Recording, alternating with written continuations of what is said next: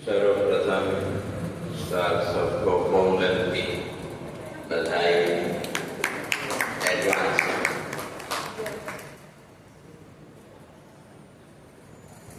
जो विचार चल रहा था हम लोग विचार करके आ रहे थे पिछले संडे को, भगवान शंकराचार्य जी का जो अंतिम उपदेश,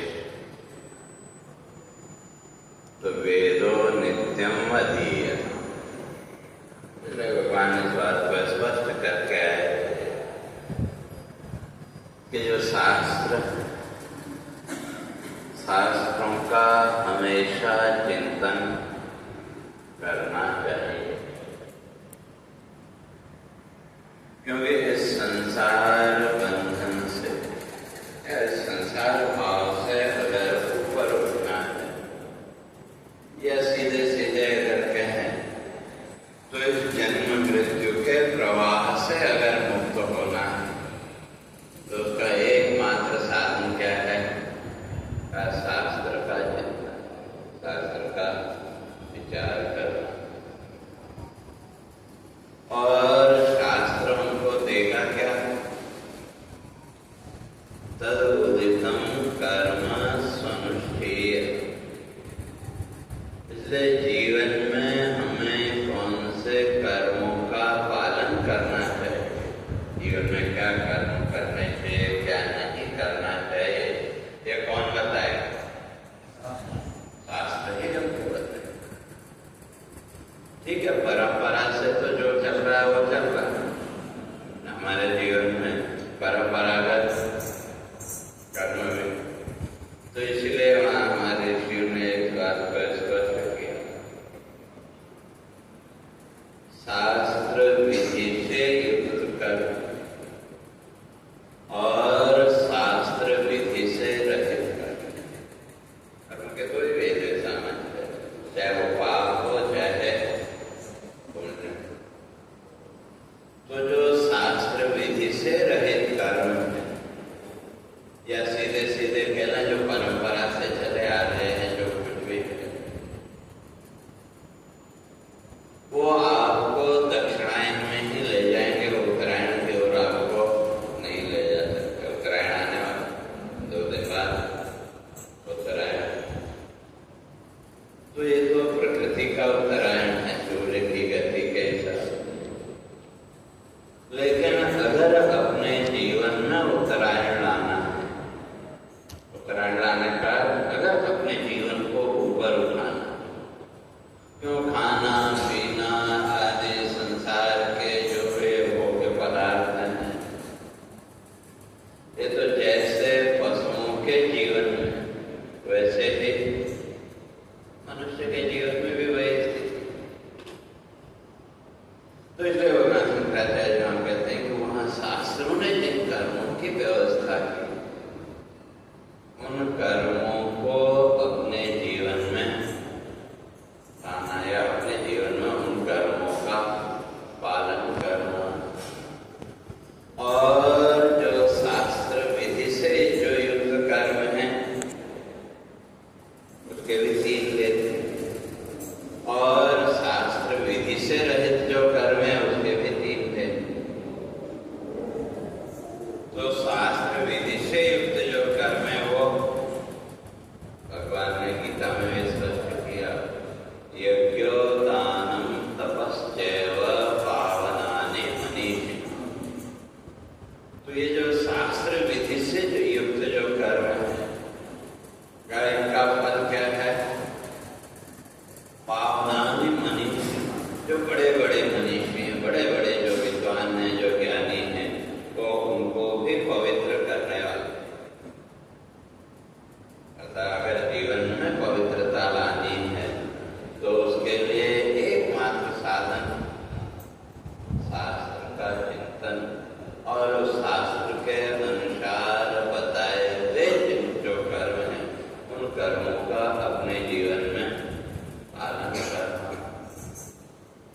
और वो कर्म किशोर ले जाएंगे का ऊर्ध्वगति, तो स्वर्ग आदि जो भी आप लोग मानते हैं तो उस ओर ले जाने वाले।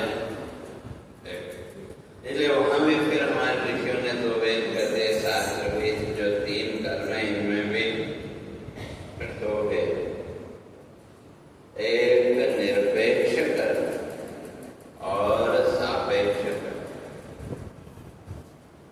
तो शास्त्र विधि से युक्त जो कर्म है वो भी अगर आप फल इच्छा से कर रहे हैं तो ज्यादा से ज्यादा कहाँ तक ले जाएगा? स्वर्ग तक है, उससे आगे उसकी गति नहीं है। और जो निरपेक्ष कर्म है वो आपको मोक्ष तक लेके, और जो शास्त्र विधि से रहित कर्म है वहां भी वही, तो वहां भी 3 है, इष्ट, आपूर्त और दत्त कर्म। तो इनका जो फल है वो क्या है? का दक्षिणायन। दक्षिणायन का सीधा सीधा अगर अर्थ करें, बार बार इसे संसार के जन्म मृत्यु के चक्र में पड़ना। और दक्षिणायन में भी कहाँ तक जाएगा? ज्यादा से ज्यादा पितृलोक तक। इसलिए वहां भी फिर वेद के वही पाप और तो जो शास्त्र विहित कर्म वहां दो है, सापेक्ष और निरपेक्ष। और शास्त्र विधि से जो रहित कर्म है इष्टापूर्त दत्त, उनके भी फिर दो है, पाप और पुण्य कर्म। तो ये कर्म कहाँ तक? तो ये दक्षिणायन कहते, अर्थात ज्यादा से ज्यादा पितृलोक तक आपको लेके जाएंगे। ये कर्म गति की व्यवस्था। तो इसलिए भगवान कहते हैं तदुदितम कर्म स्वनुष्ठीयते। तो अब वो जो कर्म है उन कर्मों का अनुष्ठान जीवन में किसके लिए करना? जो भी कर्म हम जीवन में करते हैं, अभी तक अगर देखें तो प्रत्येक कर्म के साथ कोई न कोई फल की इच्छा है कि,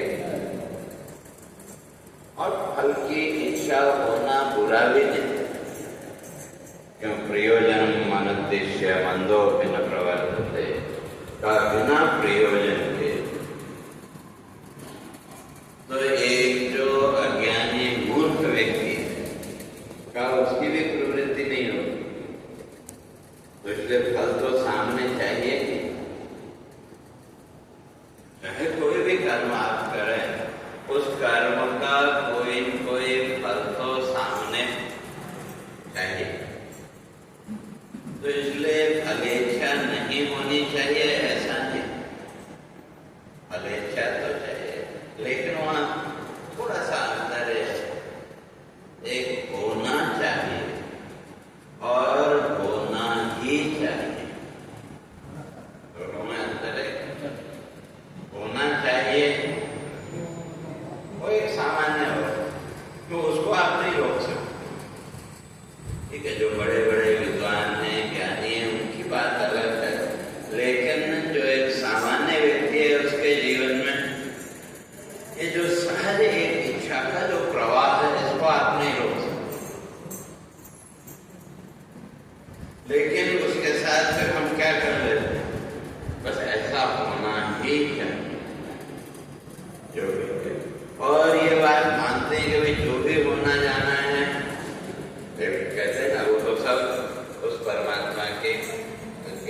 तो जब सब उसकी ही व्यवस्था के अनुसार होना है, तो फिर उस पर हम अपना आग्रह क्यों रखें कि ऐसा होना ही है?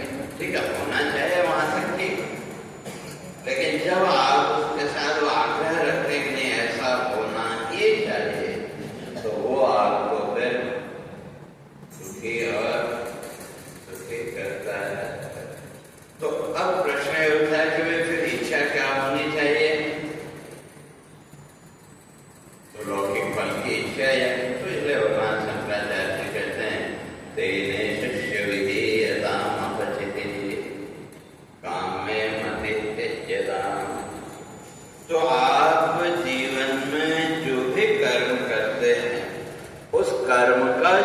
उद्देश्य, उस कर्म का जो फल वो क्या होना चाहिए?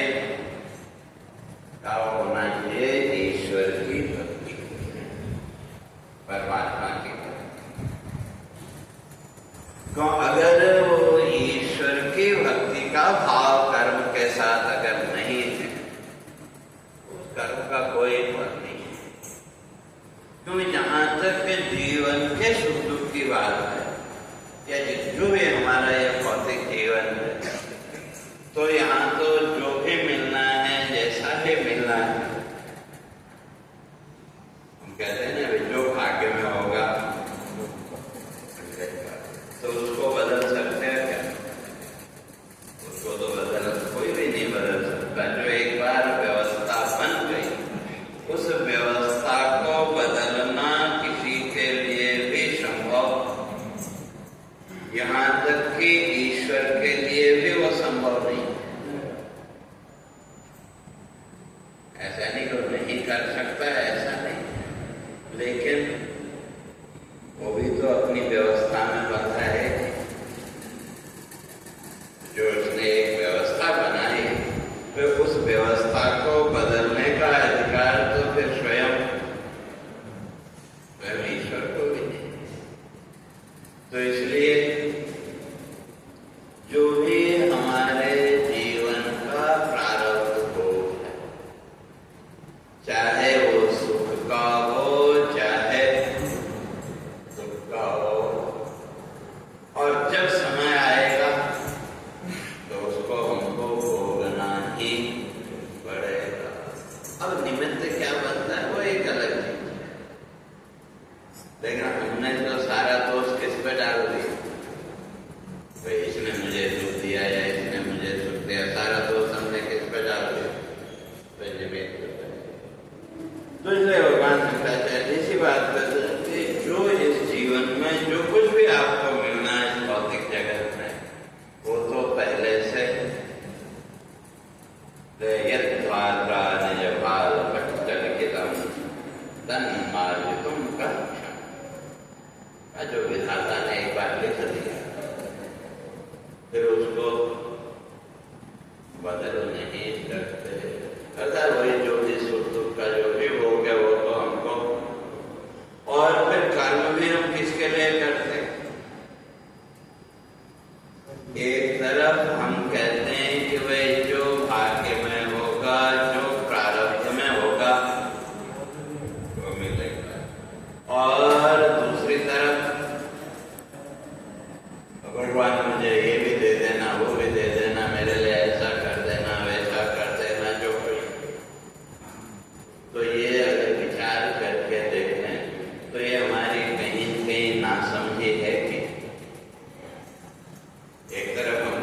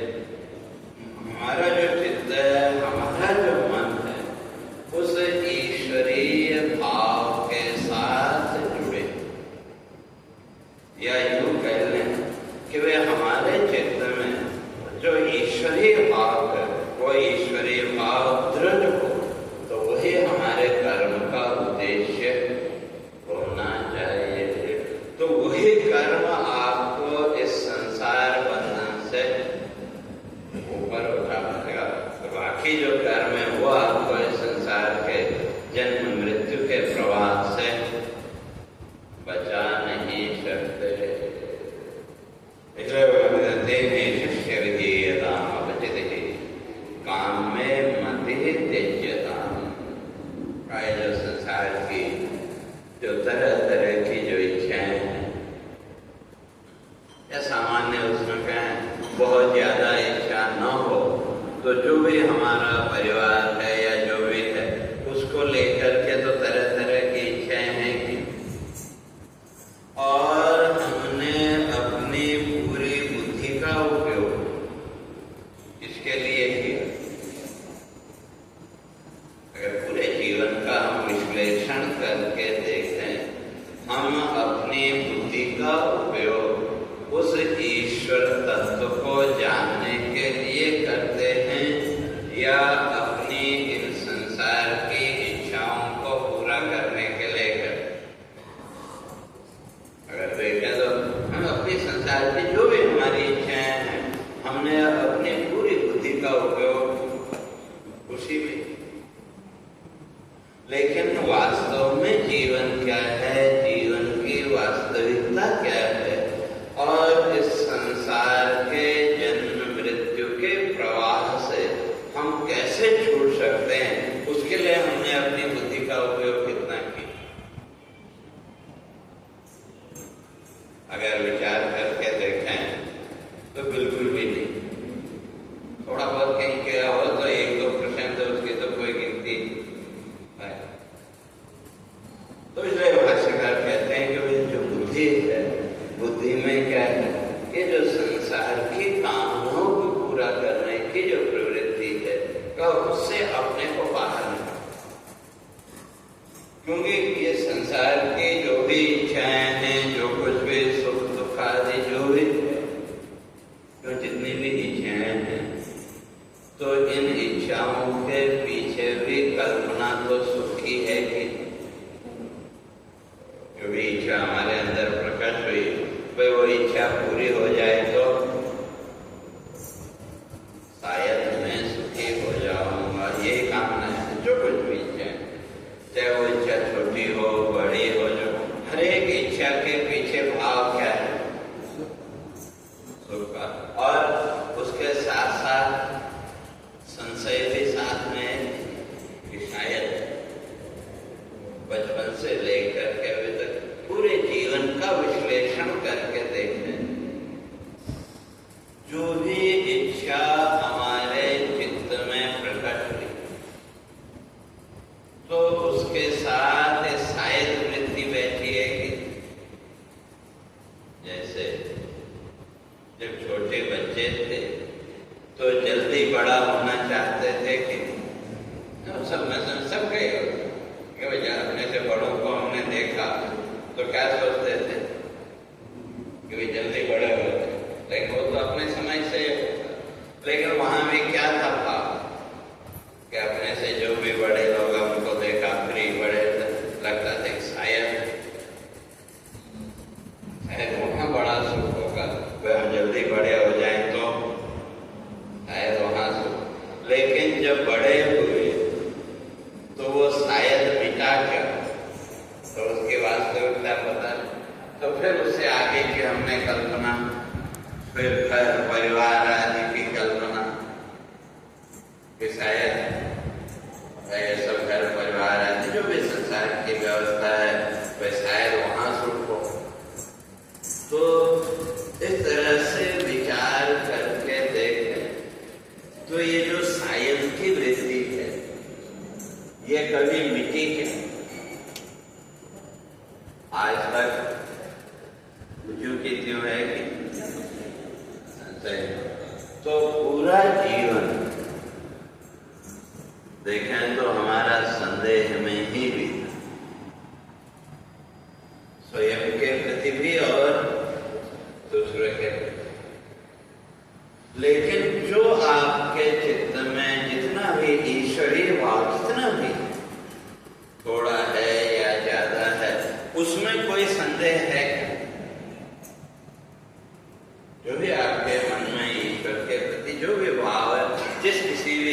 बुद्धि जिस किसी भी रूप के प्रति है, लेकिन उसको लेकर के कोई संदेह है क्या?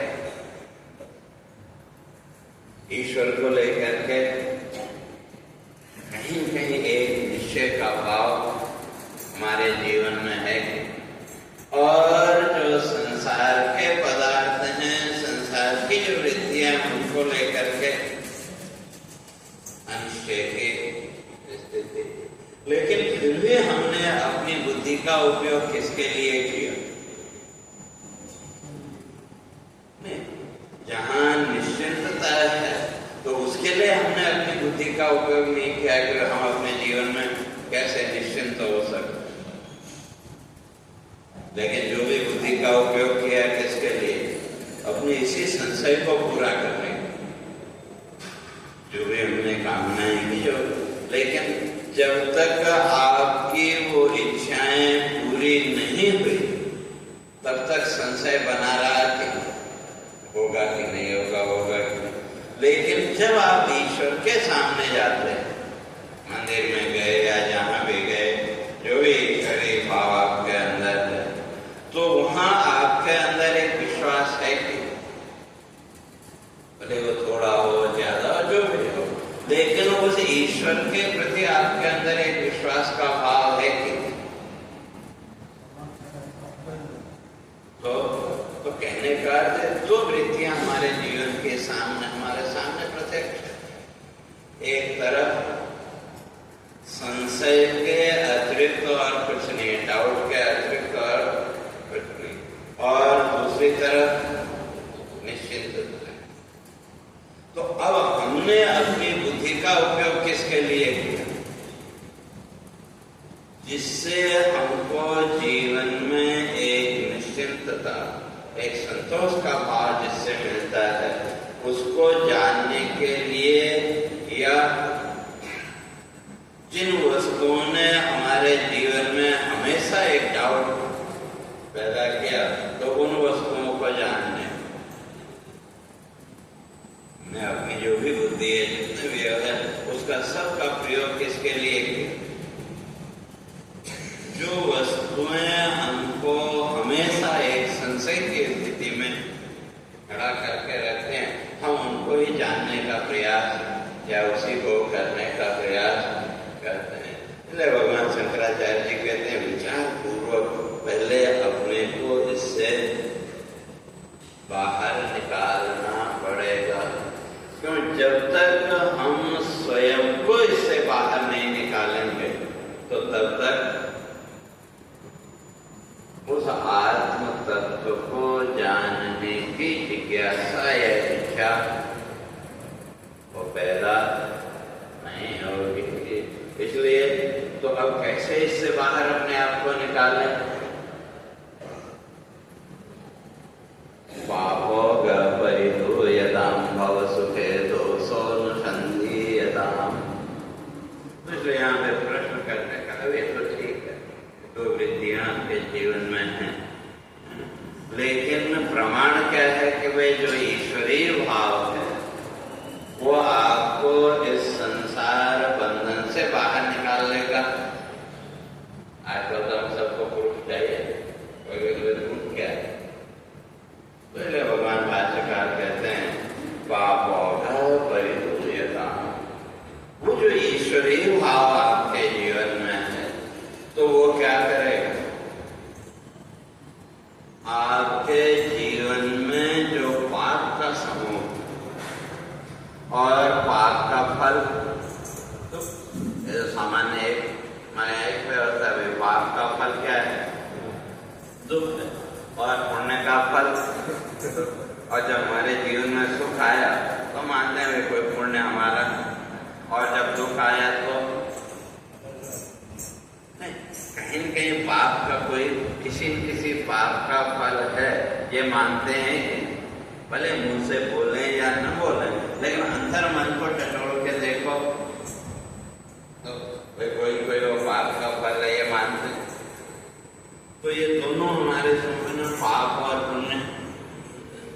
तो पाप का फल क्या है? तो इसलिए पापों का परिधूयता। तो ये जो ईश्वरीय चिंतन है, भगवान चिंतन है, ये क्या करेगा? कहते हैं आपके जीवन में जो एक दुख का समूह है, तो वो धीरे धीरे इससे दूर होगा। दुख कैसे? मैंने शायद पहले भी तो स्पष्ट किया।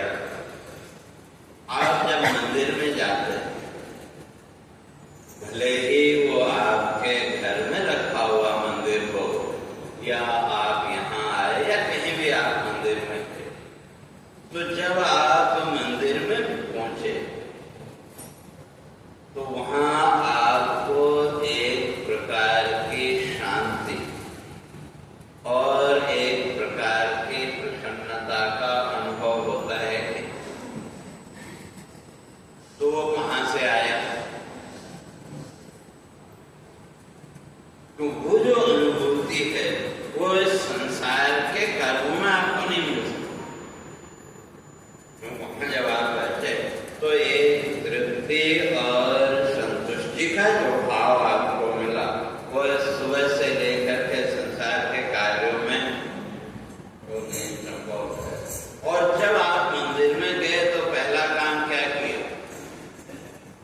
या अपने घर में या जो कुछ भी आपका नियम है, भाई आप भगवान की पूजा करने बैठे, अब मन लगा कि नहीं लगा वो एक अलग चीज है, वो आपका व्यक्तिगत है। लेकिन आपके घर के जो सदस्य हैं, उतनी देर के लिए वो भी आपको डिस्टर्ब करने से बचते हैं कि भाई इस समय जो भी दादा दादी माता पिता जो भाई वो पूजा में बैठे, अभी डिस्टर्ब मत करो। तो क्यों उनको भी पता है कि इस समय वो जो है, तो जो भी व्यक्ति है भाई वो अपने मन की वृत्ति को उस परमात्मा के साथ जोड़ने के प्रयास में, तो उस समय उसको डिस्टर्ब नहीं करना चाहिए। एक सामान्य ज्ञान है कि जिसके लिए हमको शास्त्र की जरूरत नहीं, लेकिन एक सहज। और आपने भी क्या किया? आप जब वो जो भी आपका स्थान है घर में या यहाँ आप जब बैठे तो आपने भी क्या किया? आपने भी अपने मन को इस संसार भाव से अलग किया कि, और उसके साथ साथ उस मन को उस ईश्वरीय भाव के साथ जोड़ने का प्रयास किया। तो अगर जुड़ गया होता तो बेड़ा पार हो गया, लेकिन प्रयास तो करते हैं। अब वहां कितनी देर आप बैठे? मान लो आधा घंटा, आपका जो भी समय आधा घंटा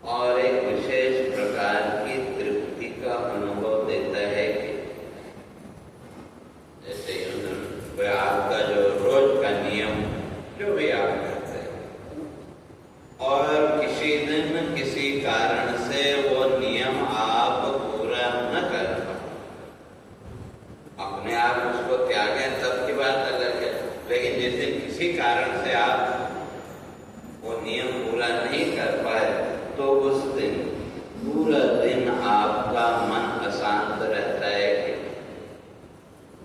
लगता है कि जैसे कुछ खो गया। जिस दिन किसी कारण से आपने अपने आप पे वो नहीं किया तो उस दिन उतना असर नहीं होता, लेकिन जिस दिन आपके प्रयास के बावजूद भी अगर आपका वो जो नियम था वो नियम आप पूरा नहीं कर पाए तो पूरा दिन आपका मन अशांत रहा और फिर अगले दिन फिर आपका वो जो भी नियम था वो तो अपने आप आपके मन की अशांति दूर हो गई। तो वो जो ईश्वरीय भाव कितनी देर का, मुश्किल से कुछ मिनट या कुछ सेकंड का, तो वो जो ईश्वरीय भाव है वो आपको पूरे दिन के इस संसार के अशांति से लड़ने की शक्ति देता है। लेकिन वो भाव कितनी देर का है? मुश्किल से 5-10 मिनट जो कुछ, तो ये प्रत्यक्ष हमारे सामने और उतनी देर के लिए ही नहीं, पूरे दिन भर के लिए आपके जो मन के अशांति का भाव था वो दूर हुआ कि तो मन अगर अशांत है तो दुख होगा, सीधी सी बात है। दुख कह लो तो मन की अशांति, या मन अशांत है तो वो थोड़ी देर का जो ईश्वरीय भाव है, थोड़ी देर का वो परमात्मा का जो चिंतन है वो आपके जीवन के दुखों का नाश करने वाला है कि कितनी देर? थोड़ी देर। अगर वही चिंतन हमारे जीवन में अगर बढ़ जाए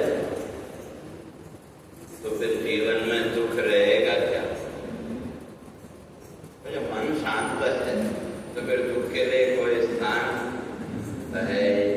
लेकिन विडंबना ये है, हमने सारा दोष दिया उसी ईश्वर को, लेकिन अपने चित्त को कभी उस ईश्वर के साथ जोड़ने का प्रयास ही नहीं किया और सारा जीवन गेल होते रहे। हम तो बड़े दुखी हैं, बड़े ये हैं, वो है, कोई भगवान हमारे लिए ये नहीं करता, वो नहीं करता।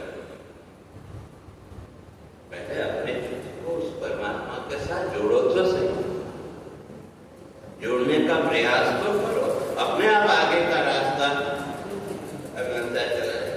तो सारा जीवन उस परमात्मा को दोष देते रहे और अपनी पूरी बुद्धि का उपयोग, जो वस्तुएं जीवन में हमको संशय के अतिरिक्त, डाउट के अतिरिक्त और कुछ नहीं दे सकती, तो सारी बुद्धि का उपयोग पूरा जीवन हम उनके लिए करते हैं। तो फिर कैसे दुख से मुक्ति होगी? इसलिए पापोघ परिदूयता, तो कहते हैं वो जो आपका ईश्वरीय चिंतन है, उस ईश्वरीय चिंतन का फल क्या होगा? आपके जीवन का जो पाप समूह है वो धीरे धीरे दूर होगा। ऐसे तो बात समझ में नहीं आई, तो हमने तो इस संसार की वस्तुओं को ही जीवन का सर्वस्व मान रखा है। ईश्वर तो दूसरे नंबर, ईश्वर को हम याद करते हैं तो ईश्वर तो कहाँ है? ईश्वर का नंबर तो बाद में है। सबसे पहले तो ये संसार की इच्छाएं ही सामने हैं कि मुझे ये मिल जाए, वो मिल जाए तो मैं बड़ा सुखी हो जाऊंगा। तो इसलिए भगवान शंकराचार्य जी कहते हैं भव सुखे दोषो नुसंधीयता। इसलिए उसका रास्ता ये है कि इस संसार में जिन वस्तुओं को आप सुख मान रहे हो का उसके पीछे छुपा हुआ जो दुख है उसको तो भूल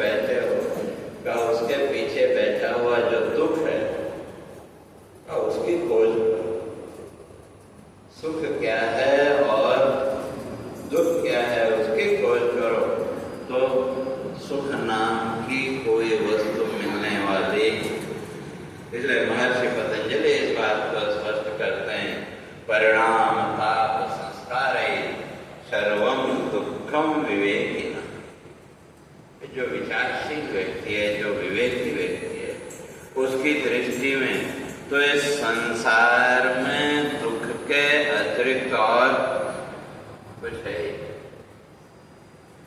क्यों? जो जिसको आप जीवन में सुख समझ के बैठे हो, जो कोई भी है जिसको हम सुख मान रहे हैं, वो सुख हमको देता क्या है? तीन चीज: परिणाम, ताप, संस्कार। जो भी सुख हमने जीवन में माना, वो सुख आया और चला गया, फिर दोबारा वही वस्तु हमारे जीवन में आई। तो अब पहली बार जब वो वस्तु आपके सामने आई, तो उससे जो भी सुख आपको मिला था, उसके संस्कार आपके चित्त में हैं कि नहीं?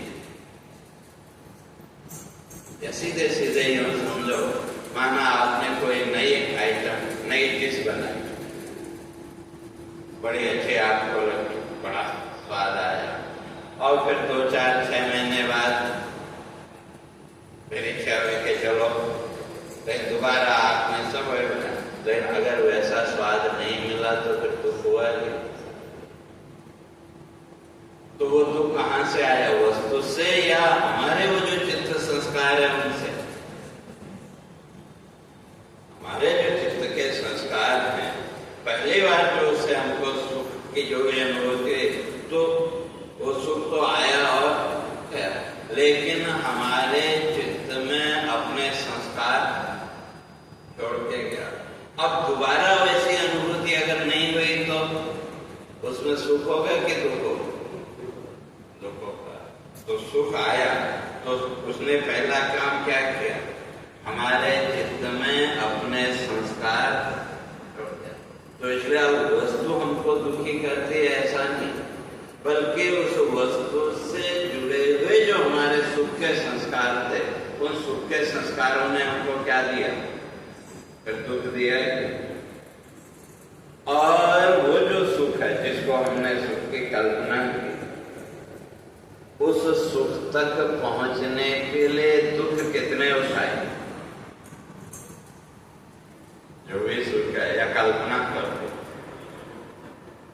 कोई नई डिश आप बना रही, आज तो अमुक वस्तु बनाते हैं, उसके लिए जो भी सामग्री चाहिए वो भी सब आपने जुटाई, और घंटा आधा घंटा किचन में खड़े भी रहे। वैसे अगर कोई कहे कि थोड़ी देर यहाँ खड़े रहो तो नहीं खड़े रहते, लेकिन वो सुख की लालसा ने उतनी देर हमको वहां खड़े भी रखा कि या सर्दी, गर्मी, वर्षा जो भी, या कई बार अभी इच्छा प्रबल है, घर में वस्तु नहीं है तो बाजार से लानी पड़े, और बारिश हो रही हो तो तभी हम छाता लेके निकलते हैं। और अगर कोई दूसरा के वहां तक जाके अगर हमारी इच्छा नहीं तो नहीं जाएगी, तो वो भी तो दुख है कि। तो वो सब हो गया और उस वस्तु को आपने तैयार किया, लेकिन जैसे आपकी कल्पना थी, अगर किसी कारण से वैसी वो वस्तु नहीं बनी, तो फिर सुख हुआ कि दुखी हुआ। और माना जैसा आपको चाहिए था वैसा टेस्ट आपको मिल भी गया, तो वो सुख कितनी देर? जितनी देर वो वस्तु आपकी जिह्वा पर है। तो गले से नीचे जाने के बाद तो गुड़ गोबर दोनों एक जैसे ही। तो गले से नीचे जाने के बाद तो खट्टा मीठा जो कुछ भी है वो सब, तो असली जो उसका सुख या दुख है वो कितनी देर? जब तक वो वस्तु आपके जीव पर है। तो कहने का अर्थ है, तो अब उस सुख की कल्पना में आपने दुख सहन किया कि? तो इसलिए कहते हैं कि वो जो सुख आया हमारे जीवन में और चला गया, तो उसने क्या किया? उस सुख ने भी तो दुख दिया कि? और वो जो सुख है, उस सुख का परिणाम, उस सुख का परिणाम भी दुख ही है। कि जैसे कई लोगों को चाट वगैरह खाने की आदत होती है, तो बाजार में गए तो जो चाट आती है वो पता है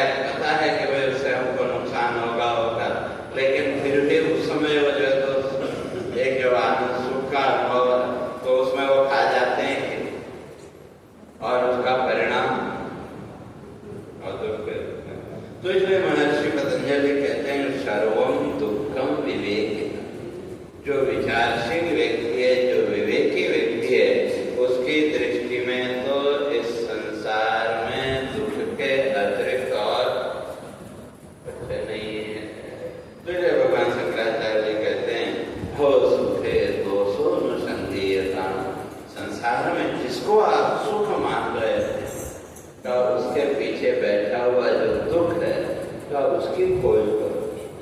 और जिस दिन वो खोज करने में सफल हो गए, तो उस दिन इस भौतिक जगत से, इस संसार से जो हमने सुख की लालसा जोड़ रखी है, वो अपने आप। किसी ने एक बड़ी अच्छी बात कही, मुझे याद है कि जो संसार की जो स्थिति है, तो वो कैसी है? जो न दे पाए तुम्हें कोई खुशी, जो न दे पाए तुम्हें कोई खुशी, तुम उन्हीं का दर्द अपनाते रहे। वो थे सब पैदाइशी भिखारी, जिनके आगे हाथ फैलाते। तो इस संसार में हर एक आदमी को क्या चाहिए? सुख चाहिए। और हर एक व्यक्ति के पास है क्या? दुख। सुख किसी के पास नहीं। क्यों? कहीं भी आप जाओ, कोई भी व्यक्ति हो, तो किसी से भी जब आप चर्चा करते हैं अपने जीवन की, तो अपने जीवन के सुखों की चर्चा ज्यादा होती है कि दुखों की चर्चा ज्यादा होती है? सुख की चर्चा तो हम बहुत कम करते हैं। सबसे ज्यादा चर्चा किसकी होती है? दुखों की होती है। तो फिर हमारे पास क्या है? सुख है कि दुख है? भाई, जिसके पास जो होगा वो उसी की तो बात करेगा। जिसके पास जो है ही नहीं, तो उसकी बात कैसे करेगा? और हम बात किसकी करते हैं? जीवन में सुख की करते हैं कि दुख की करते हैं? कहीं आप गए, कुछ भी हुआ, तो वहां आपको कितना सुख मिला, आप उसकी चर्चा नहीं करते। तो चर्चा किसकी करते हैं? वे वहां गए, बाकी तो सब ठीक था, ये कठिनाई थी, ये ऐसा था, ये वैसा था। तो हमारे पास क्या है? सुख है कि दुख है? सबके पास सबकी स्थिति हुई, और सब एक दूसरे से क्या चाहते हैं? सुख चाहते हैं। सुख तो किसी के पास है ही नहीं, तो फिर देगा कहां से? तो इसलिए इस संसार में जो विचारशील व्यक्ति है, उसकी दृष्टि में इस संसार में दुख के अतिरिक्त और कुछ नहीं। तो अब वो ज्ञान कब होगा? जब वो धीरे धीरे वो जो ईश्वरीय भाव दृढ़ हुआ, और उस ईश्वरीय भाव के द्वारा जब आपका चित्त शुद्ध होगा और ये अंतर स्पष्ट होगा, जो अभी चर्चा करके आए कि वे संसार भाव ने हमको सुबह से लेकर के शाम तक का जितना भी हमारा संसार भाव, जो भी जीवन का व्यवहार, उसने हमको जीवन में अशांति के अतिरिक्त और कुछ नहीं किया। और थोड़ी देर का वो जो ईश्वरीय भाव था, उस ईश्वरीय भाव ने हमको शांति के अतिरिक्त और कुछ नहीं किया। संसार भाव ने हमको जीवन में केवल अशांति दी, और वो जो ईश्वरीय भाव है, अब वो ईश्वरीय भाव चाहे आप कोई पुस्तक पढ़ रहे हैं, गुरुवाणी, सुखमणि आदि वो पाठ करते हैं, पढ़ रहे हैं, गीता आदि पढ़ रहे हैं, या भगवान के मंदिर में जाकर आप जो भी पूजा अर्चना कर रहे हैं, इन सब ने आपको क्या दिया? शांति दी। तो एक तरफ शांति और दूसरी तरफ अशांति। तो आप कहने नहीं भी संसार ठीक है, संसार में भी आपको शांति की अनुभूति होती है, लेकिन क्षणिक। आपकी कोई बड़ी पुरानी इच्छा पूरी हो गई, थोड़ी देर के लिए आपके जीवन में शांति का भाव आया कि नहीं, लेकिन थोड़ी देर बाद फिर वही आ जाती है। लेकिन वो जो ईश्वरीय भाव है, वो आपको वो जो शांति की थोड़ी देर का ही सही, वो ईश्वरीय भाव आपको पूरे दिन के लिए एक शांति का अनुभव देता है। इसलिए कहते हैं इस अंतर को समझो विचार के द्वारा, तो अपने आप इस संसार में जो सुख की कल्पना करके हम दौड़ रहे हैं, का उससे अपने आप वैराग्य का भाव आ रहा। तो अब संसार से सुख की कोई अपेक्षा नहीं रही। तो तब आत्मे शाम व्यवसी सामने जो ग्रहा दूरणम विनिर्गम्यताम, तब कहीं जाकर के उस आत्म तत्व को जानने की इच्छा, और जब वो भाव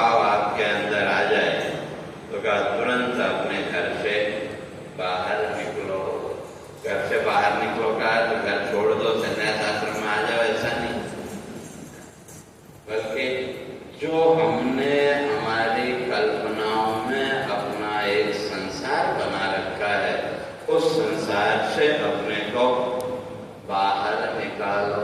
क्यों? उससे बाहर निकाले बिना उस आत्म तत्व का, उस आत्मानंद का अनुभव संभव नहीं है। तो कैसे? तो उसकी चर्चा फिर अगले सत्र में करेंगे। उसी देर होते बैठे।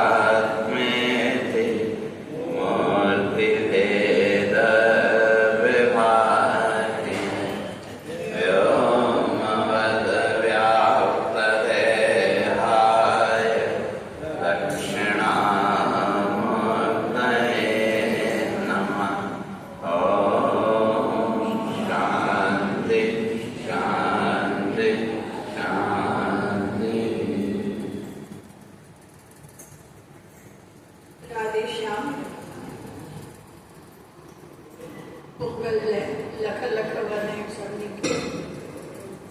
दीदी चमना ये नाथ अब ऐसे कृपा हो जीवन मेरा जान पाए, सुख के लिए लाखों दुख सहकर जीवन अब तक नहीं गवाए।